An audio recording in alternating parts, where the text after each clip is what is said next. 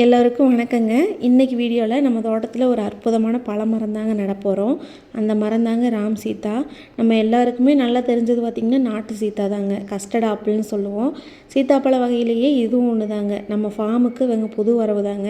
இந்த வீடியோவில் சீத்தாக்கன்று எப்படி நடணும், சாயில் ப்ரிப்ரேஷன், பிஃபோர் ஆஃப்டர் டிப்ஸ்னு முக்கியமான விஷயங்கள் தாங்க பார்க்க போகிறோம். நர்சரியிலேருந்து வாங்கிட்டு வந்து 2 நாள் ஆச்சுங்க. முதல் நாள் நல்ல மண்ணை ஆழமாக கடப்பாரை வச்சு தோண்டி விட்டுட்டேனுங்க. ஒரு நாள் ஃபுல்லாக அதை அப்படியே விட்டுட்டு வந்துட்டேனுங்க. அடுத்த நாள் போய் தாங்க தண்ணி ஊற்றி செடி நட்டணுங்க. தண்ணி ஊற்றும் போது அந்த மண்ணில் வந்து தண்ணி நல்லா உறிஞ்சி எடுத்துக்கணுங்க. அப்புறம் தான் நம்ம செடியை நடணும்.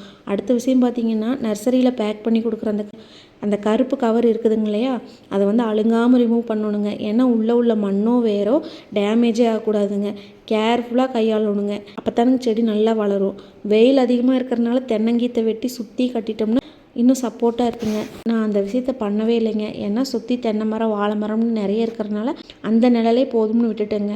அடுத்து பார்த்திங்கன்னா டெய்லி தண்ணி விட்டுருவோங்க. இதெல்லாம் செஞ்சுட்டாலே போதுங்க. 100% உங்கள் மரமும் நல்லா வளருங்க. இதோட அடுத்தடுத்த அப்டேட்லாம் நெக்ஸ்ட் வரக்கூடிய வீடியோவில் பார்க்கலாங்க. நம்ம வீடியோ பிடிச்சிருந்ததுன்னா லைக் பண்ணுங்கள். என்னோடய சேனலை ஃபஸ்ட் டைம் பார்க்குறீங்கன்னா சப்ஸ்கிரைப் பண்ணிக்கோங்க. இன்னொரு வீடியோவில் பார்க்கலாங்க. பாய்.